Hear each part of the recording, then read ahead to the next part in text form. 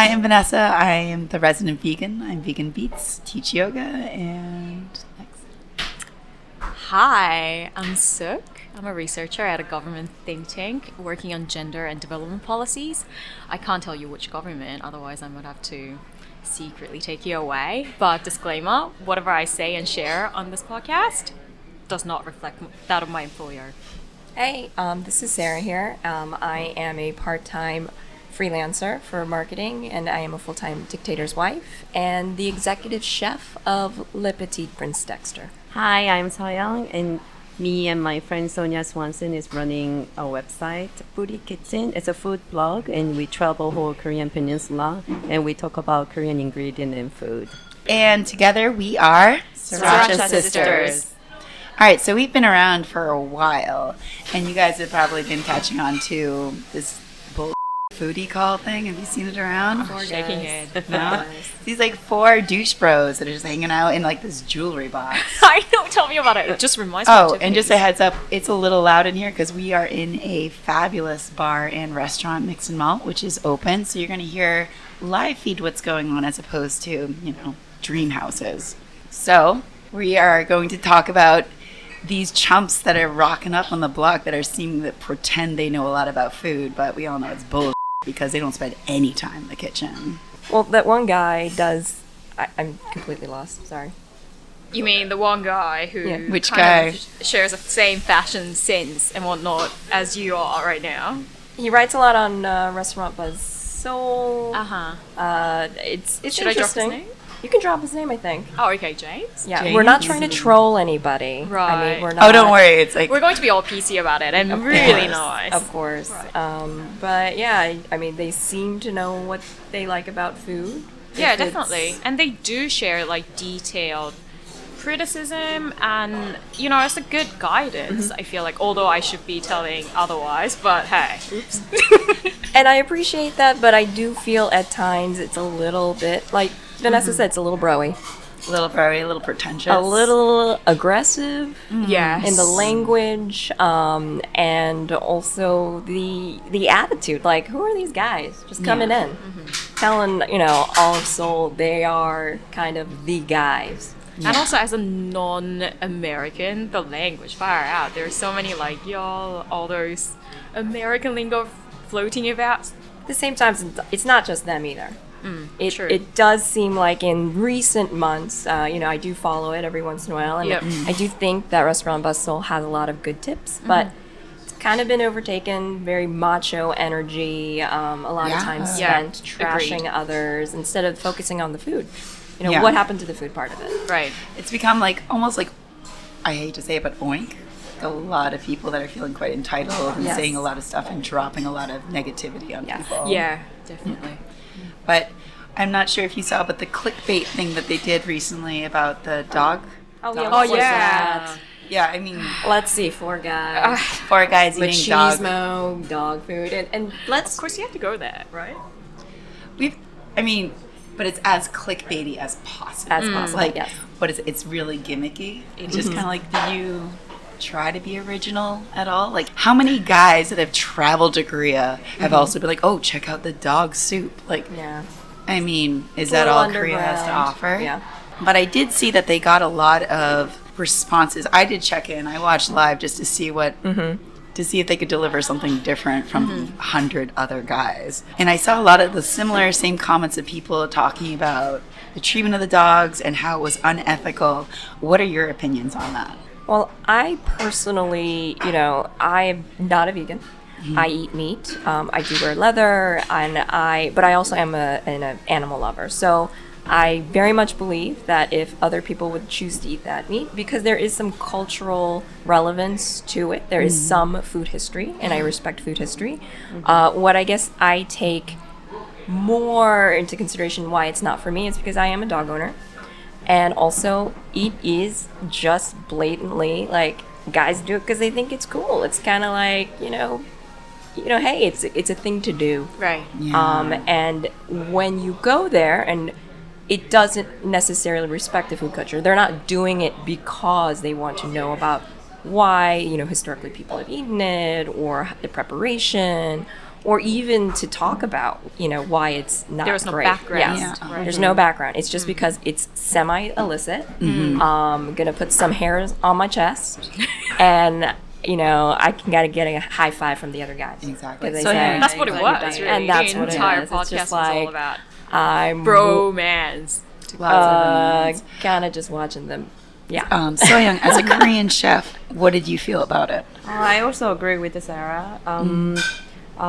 If you understand about the history and background, there should be a reason. And also Koreans, we grow special species, different species from what you are having at your home. So it's another kind of, dog that you can eat. It's for food, feeding people. So it's a different species dog. People say sometimes, it's very brutal, like, it's kind of savage things, to eat your kind of, family. But I think it's a totally different, point of view, eating different kind of animal, like different species of dog. So what is the difference from, eating beef and, edible dog? That's what Koreans talk about. Okay. I'm going to come back on that, but I want to hear your opinion. Well, I think my opinion on that particular podcast episode is very reflective of what any public servants in this country would think. Consuming dog is something that we're not trying to bring it to the surface. We're not trying to advocate. I mean, this is something that we're not so proud of, I think, and in our public image, right? Especially with upcoming Pyeongchang Olympics. So after that, actually, a couple of us friends went out for dinner, and this podcast episode came up, and we're talking about it. And we went through a whole heap of legislations on like consuming dogs in this country, because a lot of us were pretty adamant that it's illegal, but actually there's no flat out ban on consuming dog per se, but it concerns like safety and I guess cleanliness of the whole like processing the meat and stuff like that. So something to think of. So what if we took away the fact that it was a dog, if it was an animal, and take out the illicit part? That's my feedback on it. Just so many people have an input in how it's unethical and how it's not cool, and vegan snobbery. Like, unless you're vegan, don't talk. If you're still eating cow and you're still eating chicken, you're eating all animals. They're all sentient beings. So you can't, and especially mostly I notice people that are so against the dog meat industry are foreigners. They're very vocal about it. And it's like you are coming to a country with a deep history where at a certain point dog was the only kind of sustenance you could get. Yeah. And so it was a desperation. It is a war country. But I'm also going to say it's not a certain breed, because I'm also a dog owner. I've got 2 dogs. My parents rescued 2 dogs, and they were from the meat market, and they are not a certain breed. And that's another issue. It gets more complicated because there's no regulation, like you said, safety. There's no regulation on this animal. So the way I'm seeing it, and from a very different perspective, unless you're vegan, you don't have a say in what animal that you eat is ethical or not. Because dogs, cows, chickens, pigs, all are sentient, loving creatures. You can't really say anything. I think the sanitize issue, we don't have a special standard for it. I think because it's kind of in a history that we wanted to hide back. Yeah. Because it was war country, as you said, and we were so hungry. And these days, but we don't have to eat dogs. Yeah. We have so many other protein sources. So I think it's just kind of going backward history. So there's people, we don't feel anymore that we want to eat, dog. So there is no need, for the people trying to make, special standard or regulation how to deal with, dogs' meat and things like that. Yeah. Also, it's not popular anymore. No, not at all. It's popular, I think, amongst like the older community, but the community, like especially our age range, are a bit more. Oh, we're torn. We're rather torn. But we're also, you brought this up, we're foreigners. At least I know I'm from a perspective where I'm a Korean Kyoto. I grew up in America, and that is another aspect of Foodie Call, that other broadcast, ours as well, as most of us here are foreigners. We have not grown up here. We appreciate the food scene that is growing up here, but sometimes I ask myself, am I just putting a Western lens on everything? Am I just seeing it from... I really hear you. Sometimes a place of privilege where Korea has grown exponentially, the food has come up, but sometimes you go, oh, that's not the same as X, Y, or Z. Why isn't it just the way that it needs to be? Like, why do I have to feel that I have to go out and write it, and I see all these write-ups about like how it's not this, it's how it's not from Chicago, how it's not from New York. It's Seoul. Right. We're here. That's a huge thing, like the whole thing about American or Westerner or foreigner or visitor entitlement. Yeah. And that's the thing. I see so many people like tearing apart like Mexican food culture. It's like, yo, we're in Korea. Korea. Like... Yeah. But do you think that we feel this way because let's face it, whenever I see anything like that, it's mostly the guys saying it. No, I come with it with a big chunk of salt, like a big grain of salt. I'm like, I know what I'm walking into. I know I'm in a country where Mexican food, I'm not going to get some authentic. / in the States, what I considered authentic probably wasn't authentic. I have a very open mind. My expectations aren't extremely high. I'm like, am I getting something that satisfy kind of an itch I've got? Was a little bit itched? Cool. I'm fine. They're trying. I'm so privileged and lucky that I can have access to it. And also, culinary scene here has expanded exponentially though in the past 5 years. And you're right, it's not as authentic in terms of taste, but there's a lot more experiments happening, like fusion of different cuisines, especially merging with Korean food. So I think it's more exciting in the culinary scene than anywhere else, especially in Asia. That's interesting because my culinary background started from America. Recently, I studied in America and then I came back and I got a chance to work for a Korean traditional condiment company. So I had a chance to learn about a lot of Korean traditional food. But it's a kind of mixture feeling that sometimes you find avocado in such a big grocery shopping center, and half of my mind is very happy to have it, but sometimes half of my mind is like kind of sad because it means the Korean local ingredient should lost the spot.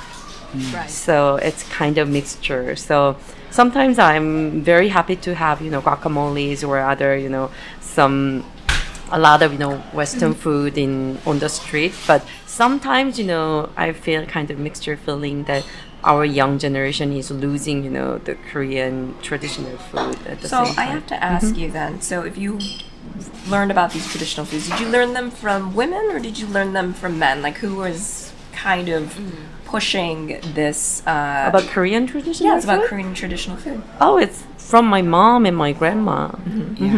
Let's get to this point a little bit after, but I wanted to ask you before we move on, what do you think about how foreigners criticize fusion and Korean takes on foreign cuisine? Are we talking like corn on pizza? Well, talking like you can do corn on pizza. You can talk about Mexican food, Vietnamese food, Chinese food, American Chinese food, right? Or Korean Chinese food. Chinese food. I mean, Oh, it's so. Yeah. Most of the times, what I feel, honestly, I want to ask them, how much do you understand about Korean cuisine? That's my first question. Yeah, because I feel I'm doing with my friend, we are doing Foodie Kitchen, the project, talking about Korean traditional ingredient and food, and the reason why is most of the Korean cuisine is known for bulgogi or bibimbap, or japchae, mandu, those kind of things. But how many people really know about the traditional Korean cuisine is? So the first question is like, before you criticize food, how much do you understand about Korean cuisine flavor profile? Yeah. I definitely think understanding the history is important. Like, I know we haven't all gone around our backgrounds, but you mentioned learning from your mother. My mother's Korean. I grew up learning how to cook Korean food. That's my comfort food. What about the rest of you ladies? Actually, I went to a boarding school, so I never learned to cook until I got my own place after uni. So I think I started cooking when I was 22. I don't know how to cook Korean. Isn't that shocking? No, I'm right on the same page with you. For me, my mom is an excellent cook. I didn't even realize how good of a cook she was until I was an adult because everyone would tell me, your mom cooks amazingly. And I thought everyone ate like that at home. For me, growing up in Chicago at the time, and she wanted to teach me how to cook Korean food, and I completely rejected it because it was not something that I wanted to be in my life, because not that I didn't enjoy it. It was Korean. It was still foreign. Like, I was one of the few Asian kids that were in the school, and I didn't want to have that. I didn't want to have the Asian lunch. I didn't want to learn about it. I didn't want to make kimchi. So for a very long time, I just rejected that. So I can cook. I do not cook Korean food because I can't cook. My family background is I'm from 8 members of family, and I used to live with my grandparents. And my mom had a full-time job, and then she quit because she had to take care of a huge big family. So my grandma, she said only one sentence to my mom, that she would love to have hot steaming rice. That's the only thing that she wanna have. But think about it, 3 times in a day, which means that's a lot. Yeah, which means you have to cook every single side dishes, and then soup, and whole Korean. It takes more than 2 hours. Yeah, Korean table. Yeah. And my mom did for her whole entire life. Yeah. And I'm grown up with that kind of family, so definitely I learned everything from my mom and my grandma, and so I think I was lucky. I was really lucky. Lucky in some. I see it as luck now because my family, we weren't very rich when we were younger, and so my mom really taught my brother and myself how to stretch ingredients out. So kind of a favorite. We love anju. We don't drink at my house, but we love anju. Anju's cheap, efficient, delicious. It's really good. And I never heard that kind of I story, love like anju. your mom's Yeah. taught you how to stretch out ingredients. Oh, that's great. kimchijeon, gamjajeon, and mandu and gimbap. Always. I have such a deep sentiment and love for Korean food because it just is building a relationship with my mom, bonding with my halmoni and my emo and my oma. And my halmoni doesn't speak very much English, but when we cook together, that's our bonding time. So I know I'm really fortunate because I know a lot of foreigners, especially restaurant buzz, are always talking about the food they miss, but my comfort food, I'm surrounded by it. So I'm really lucky. And then being vegan, whenever I go something, I'm like, oh, I know the ingredients. Take this bego, and then I get vegan whatever I'm wanting. All right, so ladies, you were talking about our mothers and how they were predominantly the ones that cooked in our house, even if they were busy or not. What do you feel about, so we see in Korean culture and on Olive TV and all these, food, cuisine, and culture all over the world, it's predominantly men. And I'm just going to go with the New York Times wrote something, the ideal head chef, modeled after Gordon Ramsay, is aggressive, abusive, but above all, male. What do you think about that? I have a very interesting story about it. Go, shoot. Yeah, so, shoot. Long time ago, there was a lot of Korean lady chef on the TV. Not chef, just house ladies, who can cook little. And all of a sudden, it is replaced by all male chefs. And the reason is why? Because all the watching people are women, 아줌마들. And then they talk about all the little, about detail. If woman shows up in the TV and then if they cook, they got all tip little details. Oh, she's doing that long. She's doing that long. She's doing that long. But if male chef shows up, 아줌마들 is oh God, he's gorgeous. He's good looking. He's nice. They don't talk about little gossiping things. That's why it is replacing. That's what I heard. I'm not sure whether it's generous. Yeah. That's what I heard. I'm not sure whether it's true or not, but Yeah.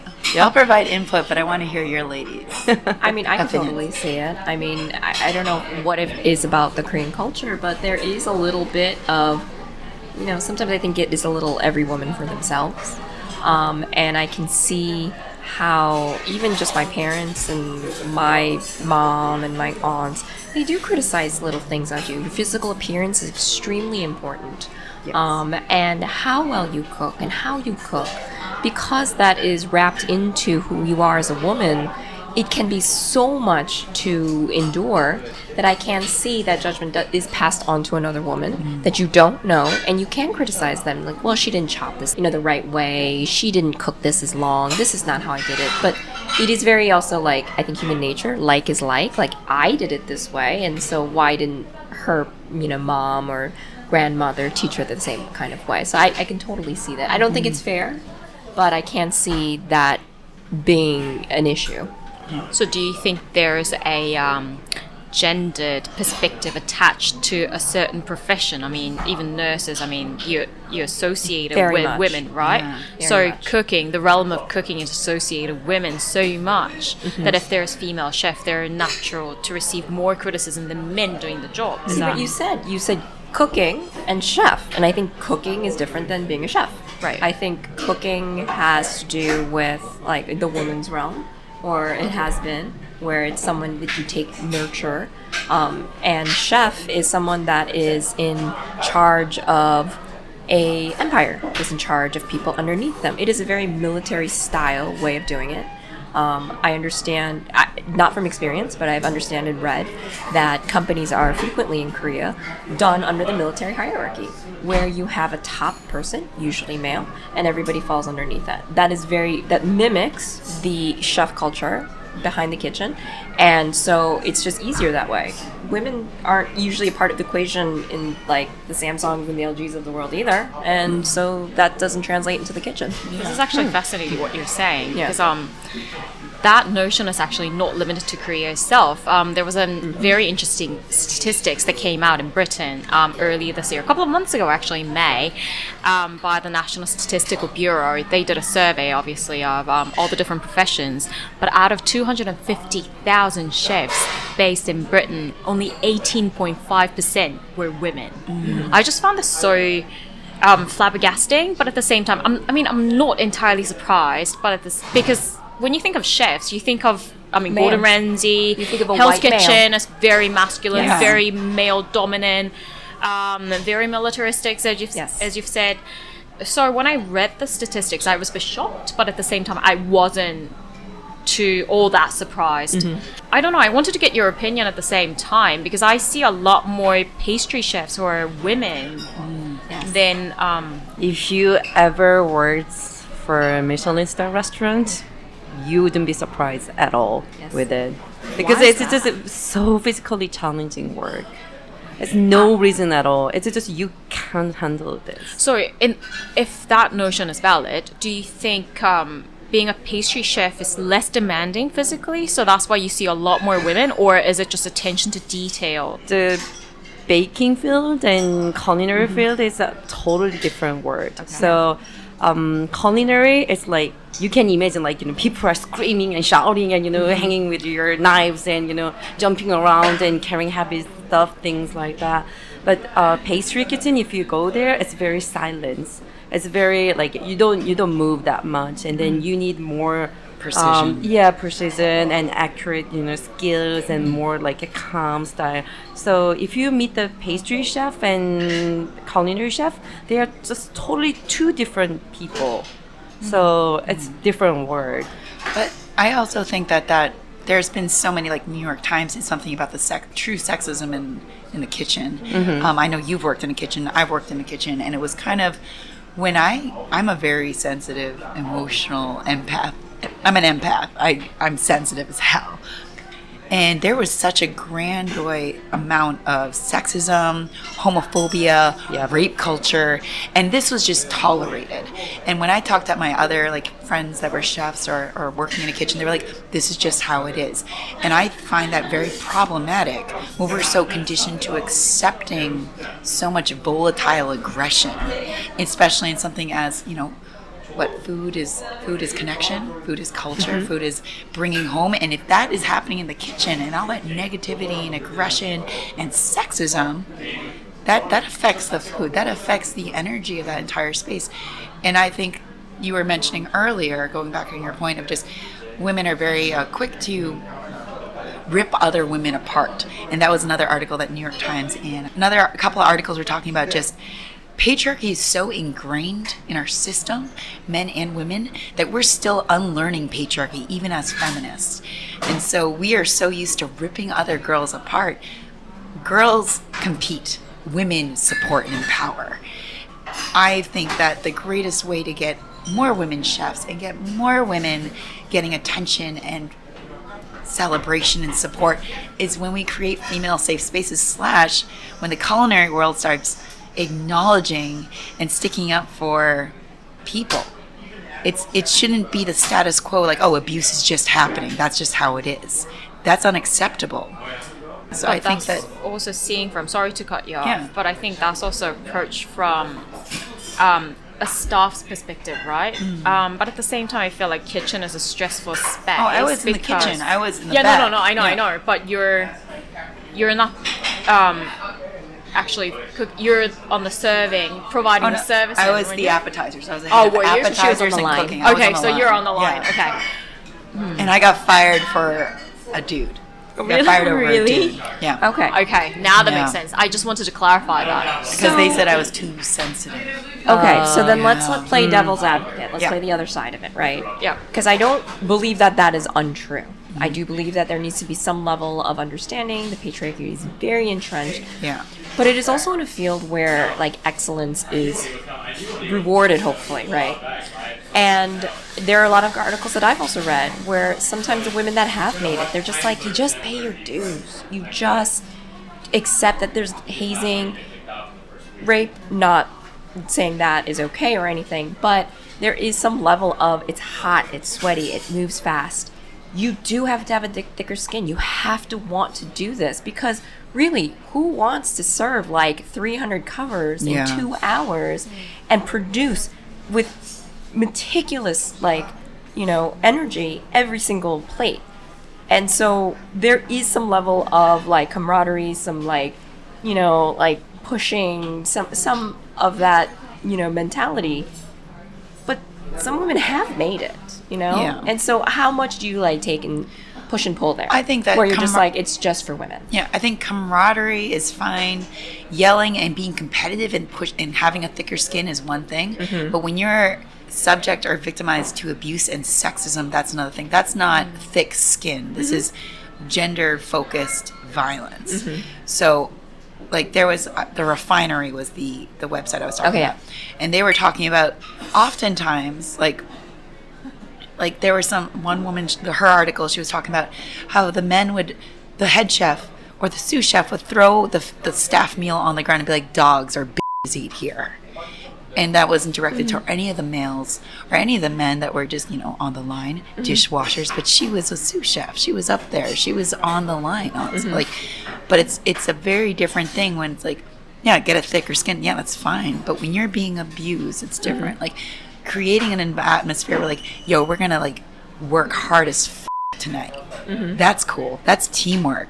But if you're going to start like victimizing people or being sexist, that's not demanding thick skin. That's an issue. So do you think Korean women, so we're talking, I think, from a very Western point of view.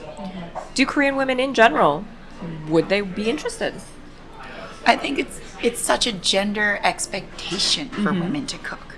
And women are getting more empowered. Women are working. Women are choosing to be single and not get married or tied down or whatever, or have kids. I saw a couple articles that just women in the baking atmosphere, they're doing better. Yes. It's a mostly Even in the West, female-oriented, even in the West. Like, so we all know how convoluted success kind of gets. You play golf with the head chefs. You are buddies with them. It's kind of a tier system of who does successfully. It's just like who you know. And in a very patriarchal, misogynistic culture such as Korea, it's kind of an inevitable thing. I feel like, at least for myself, I value my grounding, my sense, like my saneness, and I don't want to subject myself to that. Like, I'd rather have a pop-up or do my own business and successfully run that without having to normalize abuse or normalize being talked over or trivialized. Well, even misogyny aside, there's definitely the kitchen's associated with masculinity and almost Yes. militaristic, because there's Yes. an order, there's a structure, it's Yeah. very hierarchical. But also in the context of Korea, being a chef is I feel like it's a new thing. Correct me if I'm wrong. I'm seeing it from the third person's perspective. I feel like the realm of kitchen, regardless of whether it's professional or domestic, is seen as extension of the domestic role, right? Of women as a care provider, women as a provider of food at home. That when we thought of breaking the glass ceiling, being a chef as a profession wasn't considered into that realm. I feel like in this country, it's still very new. I think there is a huge push for women to get into managerial level in private sector, the realm of being a lawyer, or even public sector senior hierarchies. But I've never heard anyone questioning the lack of women being professional chefs in this country. I think that's slowly changing. I hope it is changing, but just reflecting on my generation, I don't recollect any of my friends wanting to be chefs or thinking of being a chef as of a rewarding and outstanding profession until quite recently, with all these celebrity chefs emerging, and they're, mind you, they're all men that I've seen in this country. I haven't lived here for long, but I'm smiling at here. Soyoung, what do you think about the hierarchy in Korean kitchens? And I want to say something about Yeah. her. Oh, sorry. No, don't say I'm just Correct smiling. me if I'm wrong. Yeah, no. just Not, go. nothing correct, nothing wrong. And this is just my personal experience. But I've been working for Michelin 3-star restaurant, Oh, wow. 2-star restaurant, 1-star restaurant, or any other just restaurants as well. But I started my cooking career at the age of 29 and quite late. So when I get into the Michelin restaurants, I was already over 30s. And at that age, I was thinking, I could do this, I can manage this. And I had kind of not perfectly, feminist thinking, but I was kind of, why women cannot do this job. Once you experience, you imagine that you are working 17 hours in a whole week. You start your day from 6 o'clock in the morning and you get into your kitchen at 6:30, something like that. And you have to carry imagine the full box of oyster, shelled oyster with whole ice filled in, and carrying that box, like countless of box, climbing up the second floor endlessly, and then just covering only by yourself, covering 200 people every single day. Imagine that how many days can you cover that? Those chefs, who got Michelin titled woman chef, I totally respect them, and it's just a physical issues. Michelin kitchen is not easy. this is actually interesting. This is almost like runs parallel with women in the military. The whole discourse on letting women into special forces. Yes. It always stopped on the physical aspect, like how women cannot carry certain weight. And it's almost on par with that. This is really So the first things that I started for my exercise, even there's a special bowl which is rolls. This bowl is for the rock climber.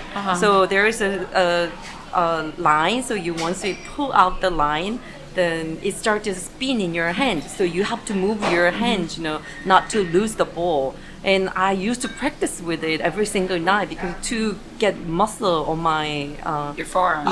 forearms. Yeah. It's just physically challenging, It's a crazy. So once I think mostly when ladies, they can manage their kitchen life until mid 30s, maybe latest 40s. But after that, you really need to think about the life. It's really challenging. Wow. Yeah. I should not. Thanks for the input. What can you say about the hierarchy in Korean kitchens? Actually, honestly, I don't have that much experiences working in Korean kitchen. I only worked in a very short time before I start my real culinary experience to America. At that time, it's already 10 years ago, and most of the people, there were two different kinds of people in the kitchen at that time. And one type of people who loved to cook. And one type of people, they were just doing it as their job, to maintain their life. So they didn't enjoy it, and they had a kind of very, they're claiming their territory so strongly. So even it was really, actually there was nothing, nothing goes on, but they wanted to hide everything, and they didn't want to tell me. The fascinating things that I had in America, my experience was, once you get into the kitchen, chef shares his recipe, and just he shares everything. He shares, new techniques, and he shares all the information. That was the greatest things that I experienced in America.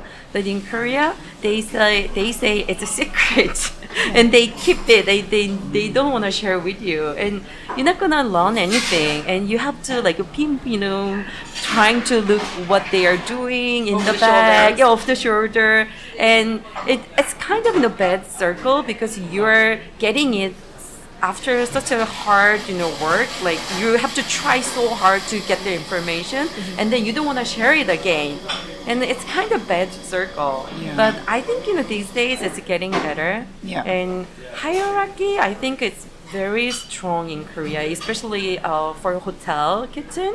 I heard it takes almost 20 years to become a 과장 at there.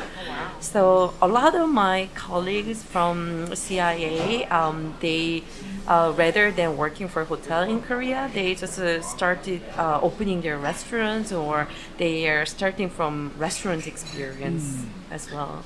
Oh, that's really enlightening. It's pretty good.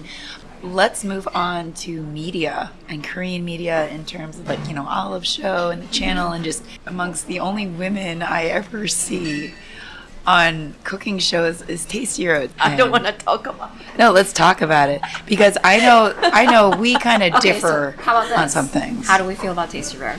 Take a vote. Yeah, take a vote. And we can talk about it. Sorry, I just No, I know you just aside, reacted. This is a safe space. Go. You know what? I say, why not? At least I know that they're two women that, at least they're going out and trying things. I do have an issue, in my own personal issue, because I don't speak perfect Korean, that I don't understand what they're saying the whole time. But the times that I have caught the show, at least it's a diverse amount of cuisine. They do seem to be moving around different places in Seoul. So if anything, they are exposing different pockets of food worlds to other people. I'm not saying it's the best food. There are definitely some misses that I've been to, but it at least starts a dialogue about food. It at least puts it into a position where there are women that can be authorities on it, or at least show that they are interested in it. And so I take it for what it's worth. It's entertaining, and I get to see what kind of new restaurants there are, and I just take it as is. Well, I have to come clean. I don't have cable at home, so I don't get to watch all the cooking shows, but I do get, whenever I have access to TV, of course, food channels and whatnot are my absolute favorite. But Tasty Road is great, as she pointed out, that these young women go and explore and they do talk about food, but I have the issue that they kind of live up to that Korean stereotypical, very cutesy way of approaching food, which I'm not a massive fan of. I kind of wanted them to really appreciate food and just break away from that stereotypes. But I think that's why I prefer watching Baek Jong-won, who's the other celebrity chef, and he also carries a bit more gravitas, I think, because he can be very critical about food, and he serves it up on the silver platter, really, about what he thinks. And it's a very different approach of the cooking shows as well, and evaluation. I appreciate these young women going out, but I wish there's more to their looks. Really. But do you think that's because of where you are, or because the reality is you want that because you want to see more, right? Or do you feel like other Korean women, because I'm not a Korean woman, I'm a Korean American woman, they kind of are on similar levels, and it's like an introduction because food does take, I think, an education. You do need to taste all the terrible things as well as all the good things to know and to grow, and there at least needs to be a spark. And so for you, as seeing from slightly Western perspective or a different perspective, Sure. it's not catered to you, but for others that it could be at least somewhat interesting. It gets me out of my house, and I do venture over Yeah, there. of course. To try I think something it else. definitely hits the audience that they're trying Yes, to the target. audience. Then probably what we anticipate Yes. as the not so stereotypical Korean, or like stereotypical is not the right word, the general Korean audience kind of anticipates, because we're not, as you pointed out, we're not Koreans. We bring in a little bit of flair. We're Koreans with a bit of a twist. So yeah, in that sense, the fact that Tasty Road actually starts the debate about food and which Yes. restaurant is really good and which is not, and also get the audience really excited about food is great. But I just wish there was more substance to it, because they live up to the same line. Oh, this is so delicious. This is great. I love it. I totally But I want agree more with to you. that. I wanted to hear your opinion. And I'll Yeah, speak, I so totally agree what she says. I don't have cable as well, so I don't know much about Tasty Road. But there are so many different kinds of mukbang these days in Korea, and I do wish you love mukbang. Don't y'all? It's great. Sometimes I found out myself, watching that other people are eating, and without any kind of thinking, I ask myself, what am I doing? Yeah, but I do wish that we would have more scientific, food approach, program like Elton Brown, things like that. Yeah, I do wish that we can have that more. And also, as you said, Mr. Beck, like he showed one time, he showed up, he showed as his weapon, he showed us, sugar, and whole nation started putting, adding more sugar into every single food, and the whole nation food started, getting sweeter and sweeter. So I think those people who is on the TV, they can be a little more cautious, what they are saying on the TV. Yeah, it has so much influence, to the people who really doesn't know about food.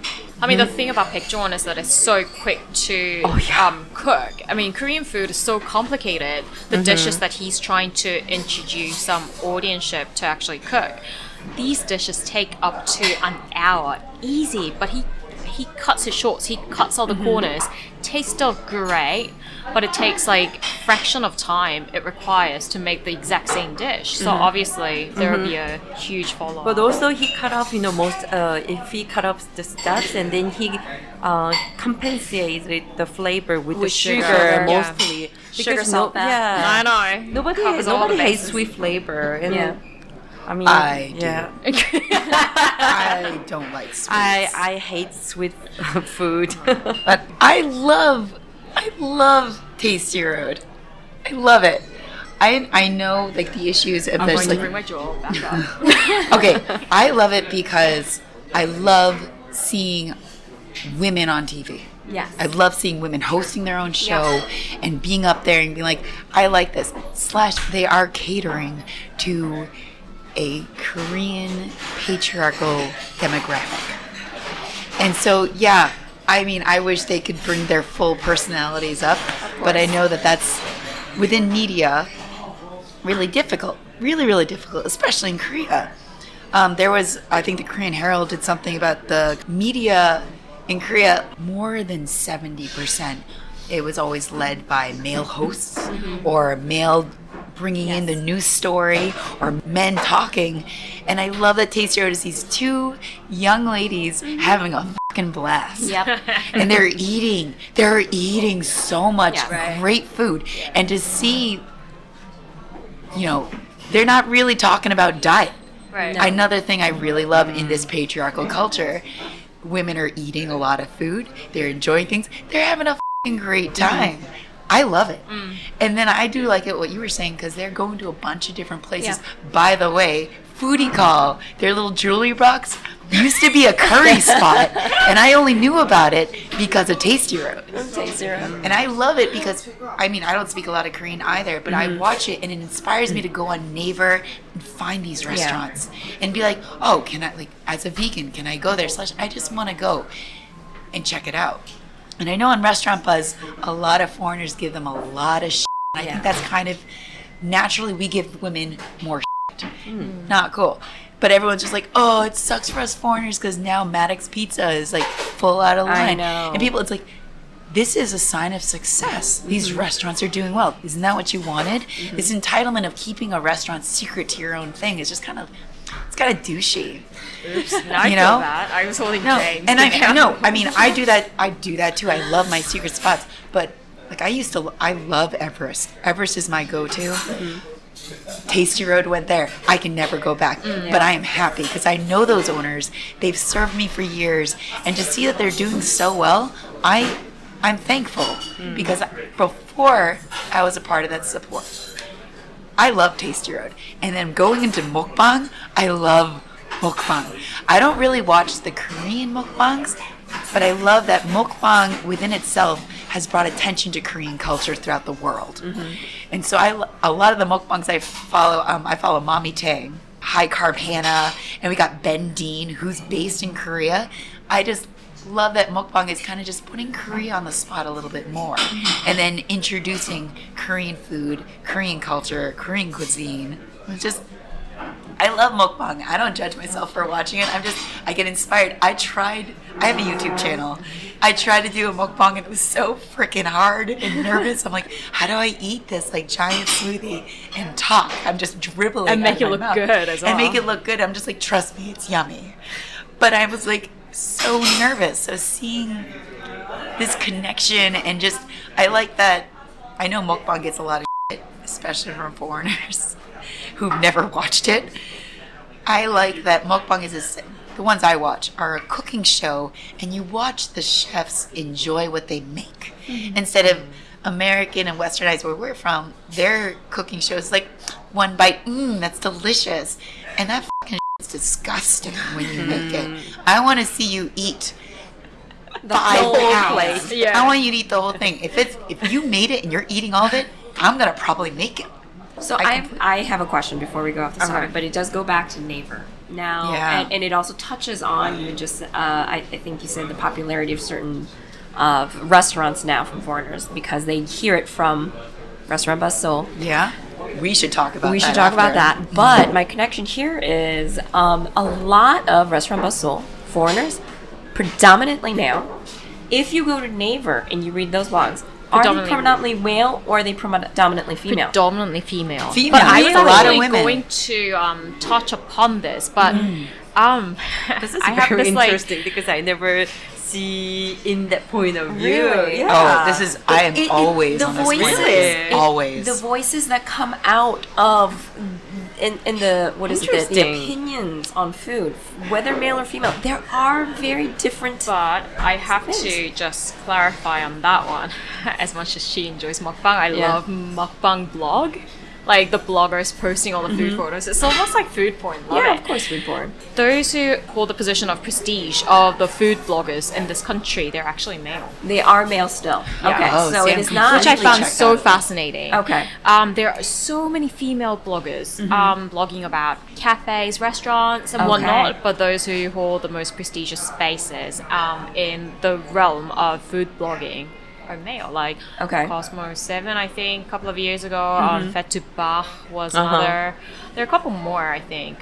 But they are also... I think they're members of those Michelin star magazines. I can't remember Okay. exactly what because I used to follow a couple of them. But also they know celebrity chefs really well. I don't know, maybe as clients and became friends afterwards. I'm not too sure. But I also wanted to take a couple of steps back to what we were talking about in terms of like mukbang and having like female celebrities hitting these spots. When we were brainstorming about this this podcast session, I kind of thought about my experience growing up in Australia and living in a whole bunch of places. And whenever you come home after work, you'll turn on TV, and normally the most prime time that I regard prime time, straight after getting off work, you'll have cooking shows on regardless of what, and it's predominantly men that I can think of. It's Jamie Oliver, it's Blumenthal that I remember, Anthony Bourdain maybe. Like Food Channel may have more like female chefs, but yeah, it's male dominant cooking shows that are aired during the prime time, and the female cooks will be featured in the morning shows or like during early afternoon, I feel like. Am I? No, I think they do it just like, I feel like they kind of give suckier airtime to women. Yeah, right? Or is like it just assumption that because... No, it's not, I don't think it's assumption. I think it's well, especially in Korean culture.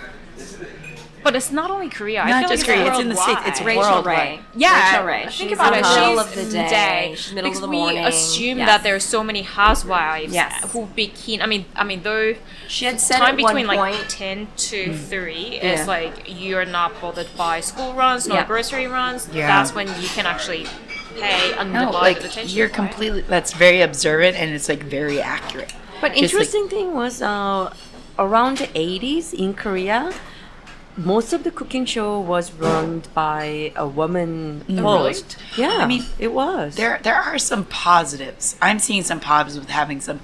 I mean, it's been taken to the complete other extreme. But seeing men cooking, it's kind of familiarizing that cooking is not effeminate. You know, it's still masculine. It's a life skill. Like I wrote notes. Since the first half of 2015, 20.9% of men admitted to spending 10 minutes a day cooking. In 2004, it was only 11.9, so it increased by 100%. But women are 71.3%. 2004 was 69.7, so there's still an increase for women. Right. And then Korean men who cook spend an average of 41 minutes a day. Women, an hour and 39, so it's drastically different. And then G-Market said that 24% increase in kitchenware purchases by men, cutting boards and frying pans. Nice. So there's some greatness. I welcome that. Yeah, I welcome that. And it's just like, I know, like I teach, I have a lot of male friends and they don't cook very much. They've all said, I don't know how to cook. The Korean friends. Like, I know how to make ramen, rice, kimchi bokkeumbap. Yeah. It's like, all right, cool, you can feed yourself, but what about more? And then CJ Cheli Jedan started 3 cooking classes for men. That's awesome. Married men, single men, and working fathers. And it's had a great success, which is awesome. And I'm from another like feminist aspect and just as a woman, and I love seeing that fathers are being more hands-on. And that's great. I think cooking dominantly, is taken by the men. Is one of the reason is You mean chefs? yeah, chefs. Okay, not cooking, because I'm like, I only know women. Like, I don't know how many, when you say like cooking, it's like, I'm like thinking how many imo 엄마. Okay. I'm not thinking like, Okay. none of the guys. But the chef or celebrities, those are. I think it's partly because of the industrialization. So the TVs and society talks about more like guys can cook. They should cook, and there is kind of the movement. For cooking goes to the men's side, not only women, because society emphasized that kind of a feminism and it should be equal, and guys they started cooking, and also society talks about how fascinating that guy can cook.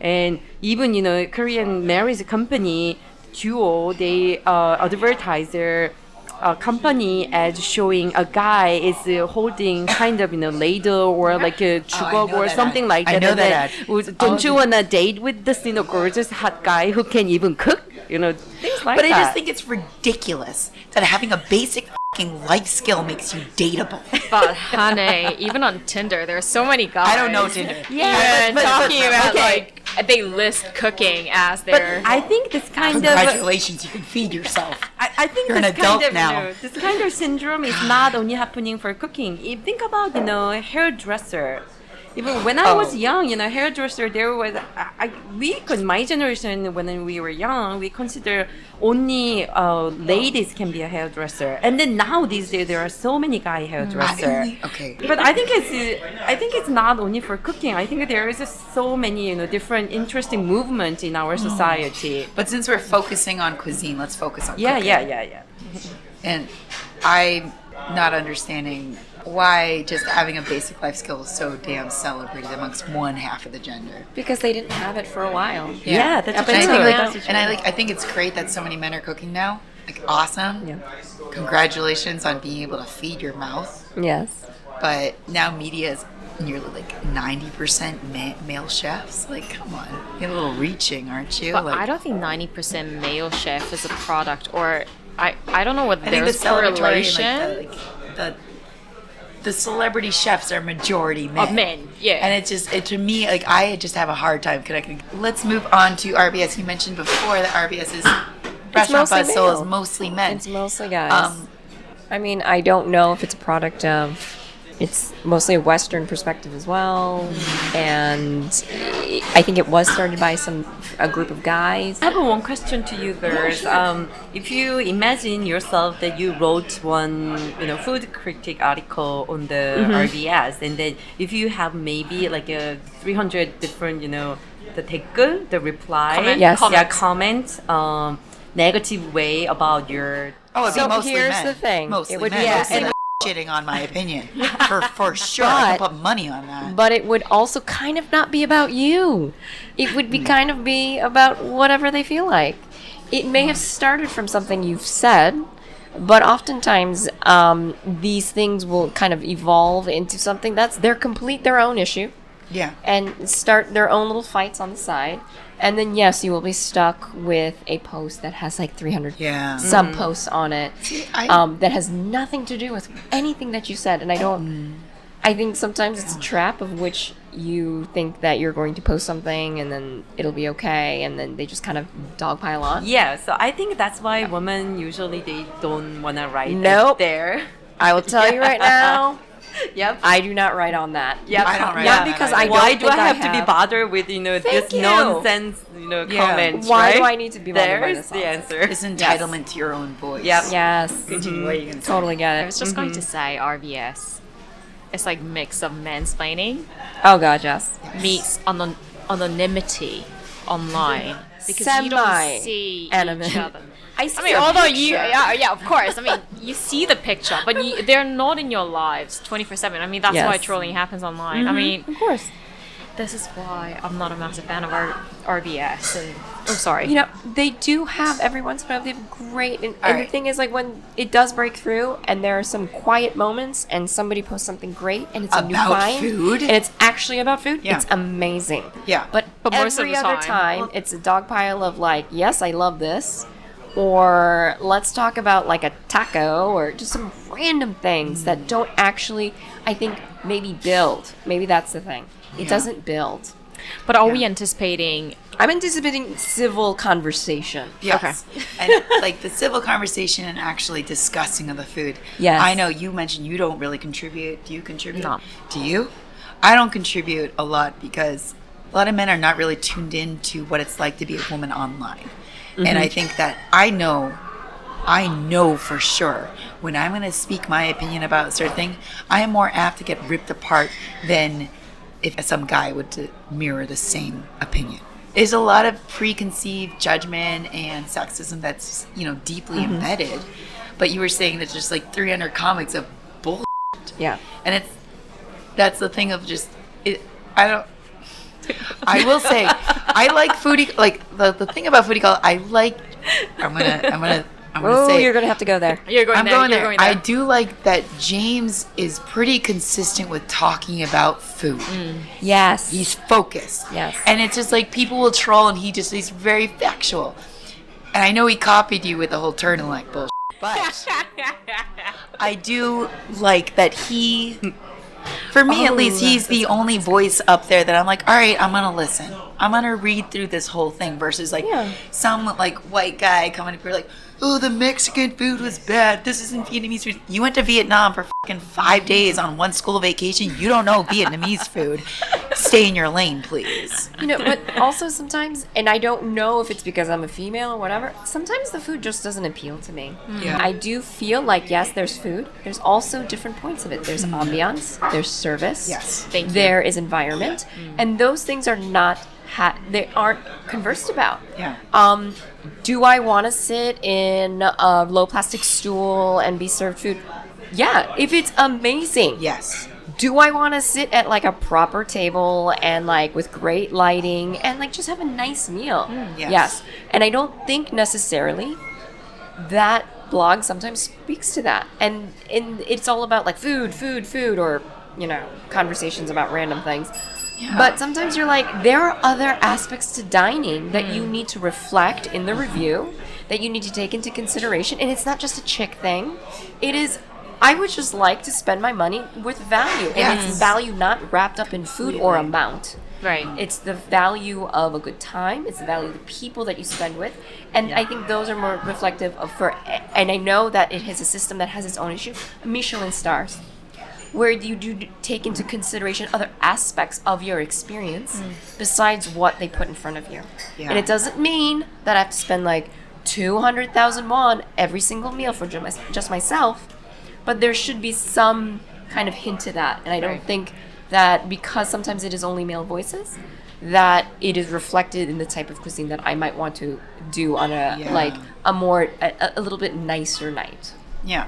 I'm a, like, and like, I know I'm biased. It's so much meat-focused stuff. Okay, I can't agree with you there. You cannot get enough meat on there. No, and like, I mean, all right, I don't mind there being like, you know, course. the animal stuff. It's just like, for once, it'd be like something nice and not about chicken wings or ribs or steak. Yes, but I think at the same time, I want to know healthier options. No, I it don't doesn't think have to there's I a don't know if limitation they're- yeah. of restaurants that cater to that gluten-free specifically. and Yes. vegan. And I want those places to get more promotion. yeah, Yes. no, I agree. I absolutely agree. But at the same But time, are I they think there? I mean, I think we are some there, of them are just- there, Okay. but not all of them. And I think those establishments attract certain clientele who may not be as active on RBS. Okay. I think that's the issue. So if you want, but then, okay, so devil's advocate, This is- you want them to get more attraction, but you yourself have said, I don't want to put myself This is out there. like- How do you do that? I know, and it's one of those like because I've seen people post like healthier stuff and they just get torn apart, and I'm just like rather hesitant to do it. Just I'm nervous. Yeah. I'm genuinely nervous, and like You're a person. yeah, and I have feelings and I'm emotional, and just I would love to see more of a healthier movement happening, and I know it is gradually. I know we've all gone to Yes. healthier places, but I think a male-dominated community is a bit intimidating. There's just not as much open. They're harsh because they got Anonymity. that. They got that, and just I think I've discussed with other people in RBS like behind the scenes, and just discussing that I see a lot of familiar faces there that actively exercise rape culture and misogyny in other groups, and I see how they discuss or treat women and other comments in regards to women in their opinion, and that I'm hesitant on that. But that, okay, because Restaurant Bustle is mostly foreigners, that's not a Korean thing though. Like, Yeah, that's what I wanted to add as well. I think the users who are on RBS, that only reflects fraction of population. a small portion of it. And Oh, that just fraction several of thousand. so the sample, I mean, statistically Yeah. speaking, the sample is so small. And when there are a spectrum of restaurants available. Yes. With that small sample, they're going to try so much of so many restaurants, and it's not going to be reflective of the actual restaurant scene here. And that's what I've kind of come to realize. And They're not.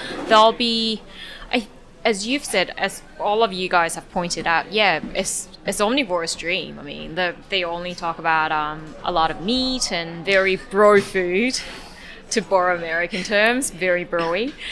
And yeah, I think because it called itself a restaurant boss soul, I would anticipate that group to be more diverse in terms of their What's food the experiences. buzz? Yeah, What's the buzz? It's all the same.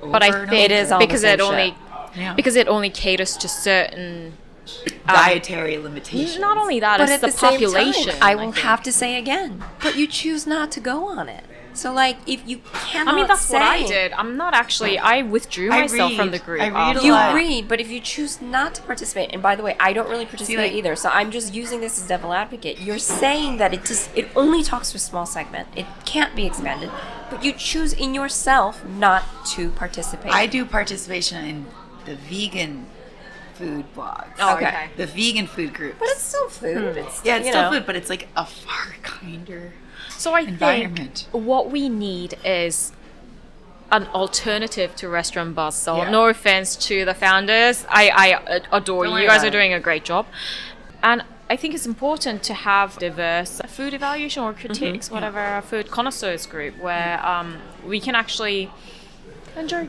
But diverse why opinions, do you and feel explore. that cannot be done on is something that already exists? Because it that has to group be. is so It's become said. such a, you mentioned before, it's become so chock Yes. full of trolls. But But not as only that. the expat community, let's face it, it leaves every 2 years. It is a new, fresh set of people. There is and I've seen in the time that I've been here, there are waves of people that come through and that do change the perspective of it and what is talked about.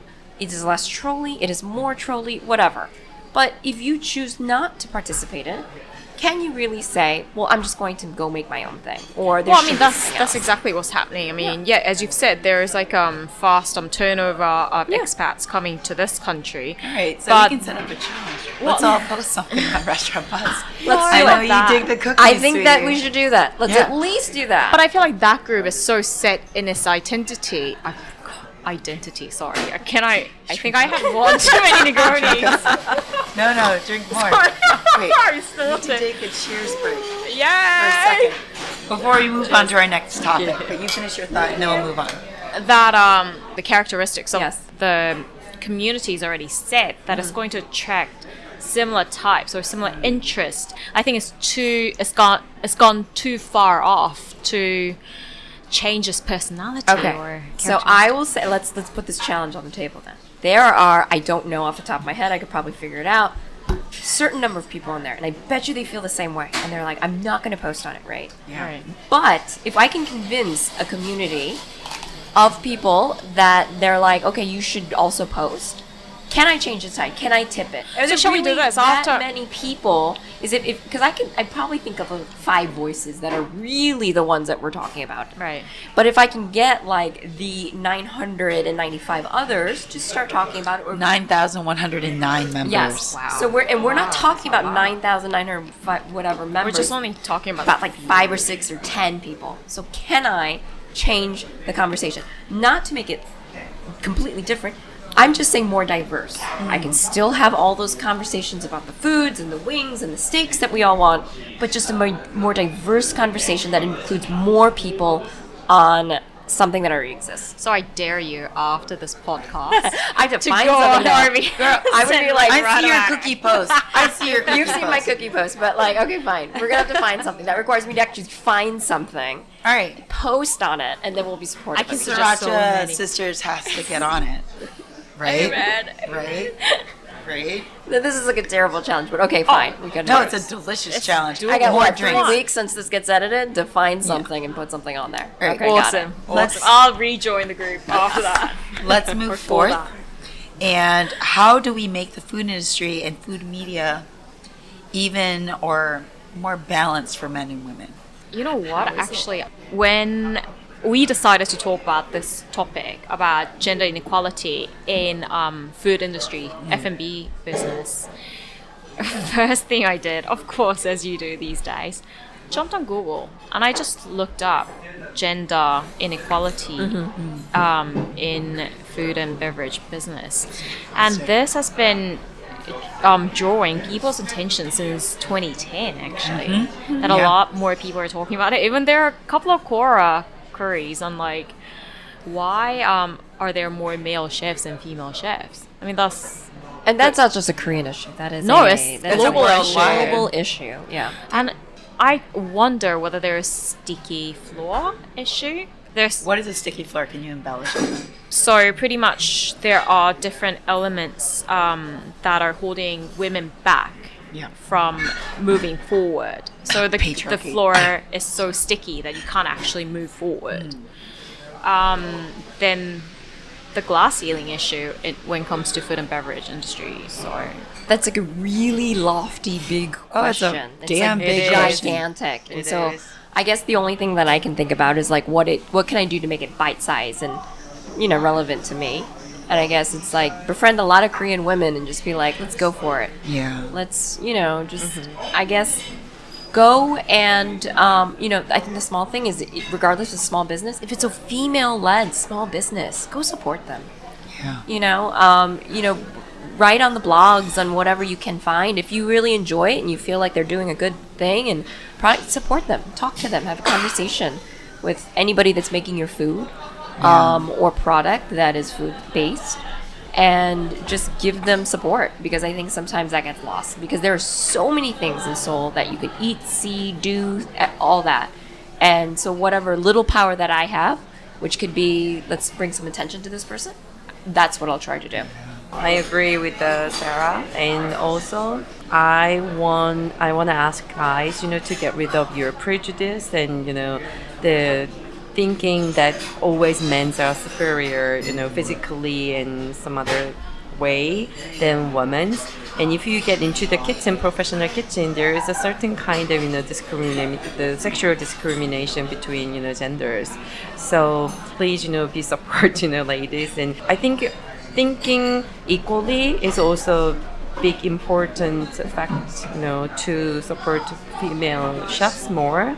And as Sarah said, I think between females we have to support each other as well. Yeah, Hardcore. yeah, rather than judgment that I'm better than her. Yeah. oh my god, than she I just is. never thought that B word would come out of her mouth. I was like, I think That's a great I see a lot of women we talk in the bag, things like that. And that goes back, girls compete, women empower and support one another. Yeah.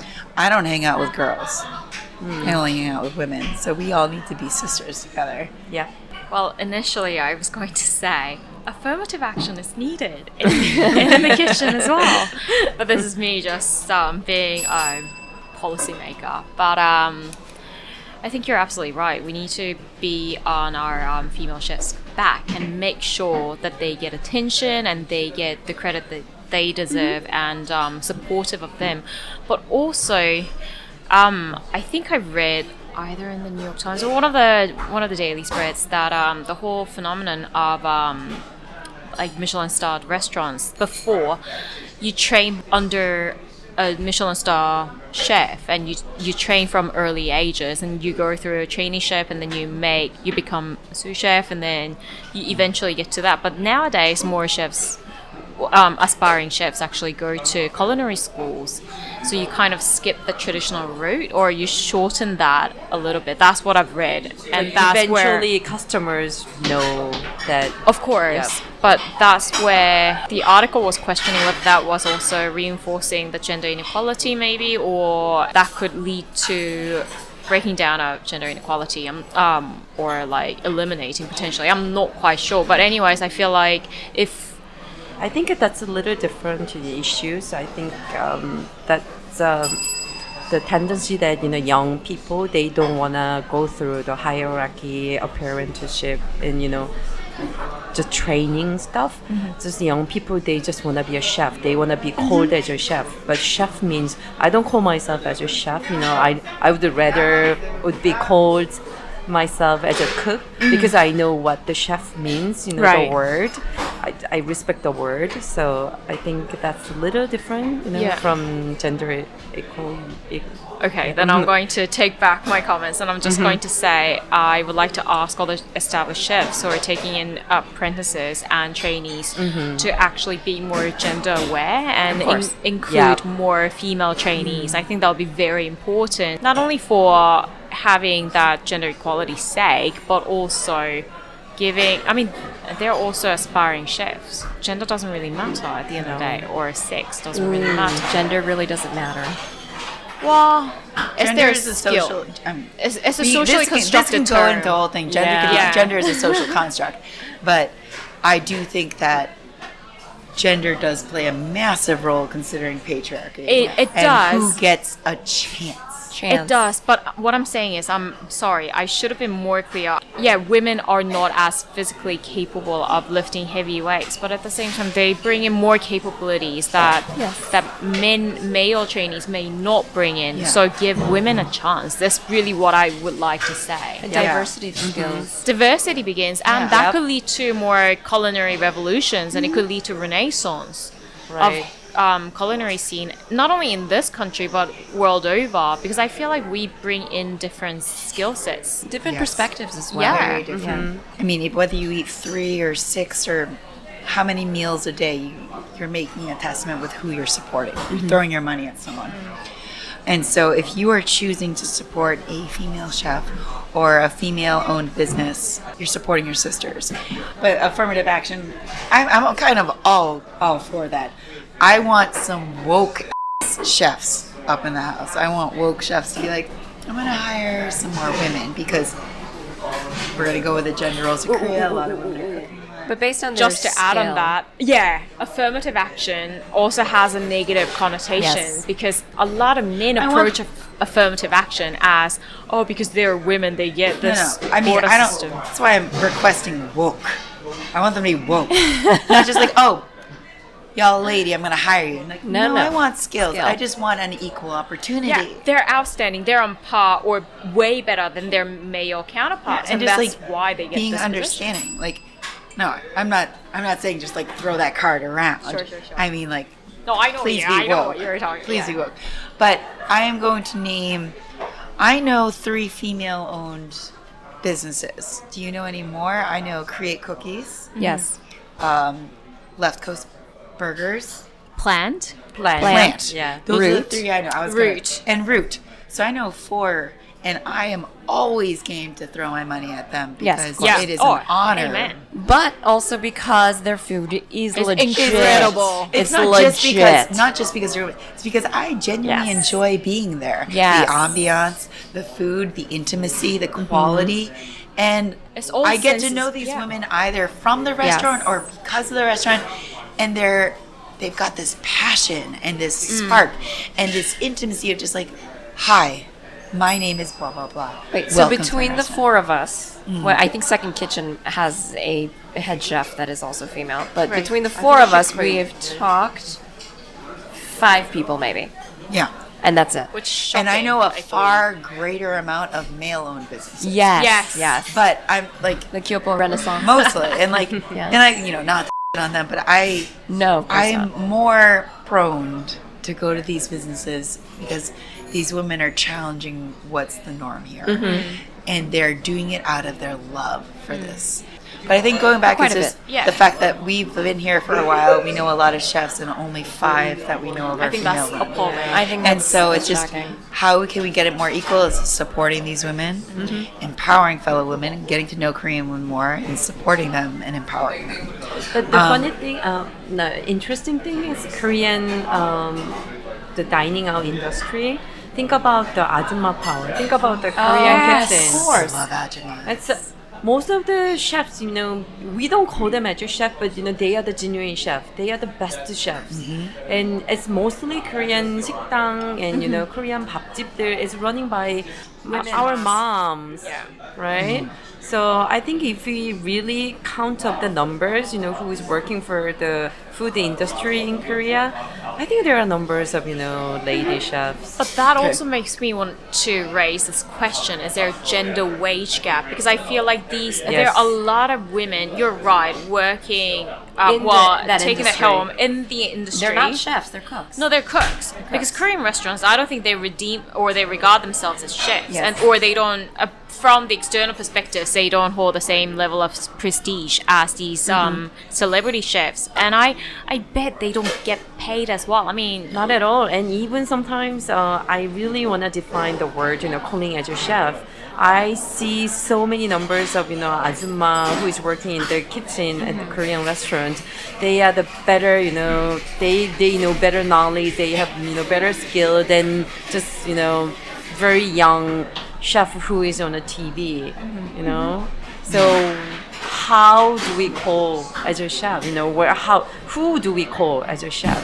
Yeah. Yeah. I think that also leads to the big question Yes, of the whole yes, like yes. Korean culinary scene and Yes. also the Korean as like a genre of cuisine. Yes. Sorry, I'm like diverging worries. from the mic. All right. Well, ladies, we've been talking a lot. We've had an excellent conversation.